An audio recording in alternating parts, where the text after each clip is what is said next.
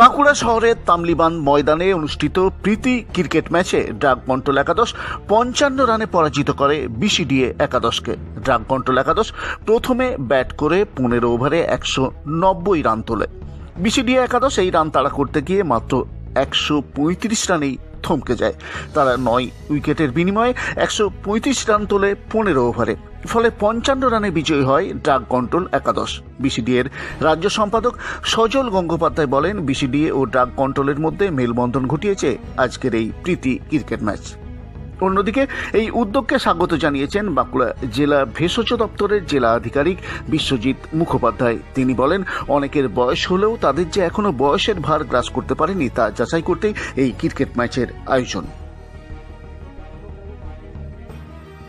উদ্দেশ্য যদি বলেন তাহলে ভেষজ দপ্তরের সঙ্গে আমাদের সম্পর্কটা যাতে মধুরতর হয়, হ্যাঁ, সেই জন্যই আমাদের এই প্রীতি ম্যাচ আমরা গত বছর থেকে এখানে আমরাই উদ্যোগ নিয়েছি।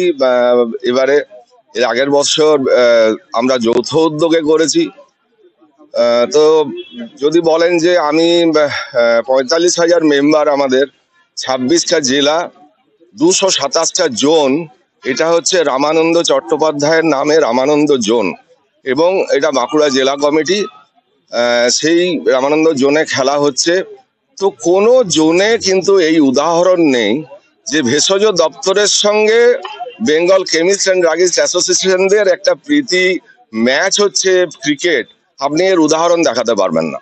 তো এইটা আর কিছু না, আমাদের to maintain the sweet relation in between trade and the drug control department. সমস্ত জায়গায় বিভিন্ন কমপ্লেন গুলো আসে, তাতে করে আমাদের এখানে এখনো পর্যন্ত আমরা কোনো স্পুরিয়াস অ্যাডাল্টারেটেড মেডিসিনের কোনো অভিযোগ আমরা পাইনি। কি করে সম্ভব এটা? যদি ওনাদের মধ্যে সততা সদিচ্ছা যদি না থাকতো তাহলে এটা সম্ভব হতো না।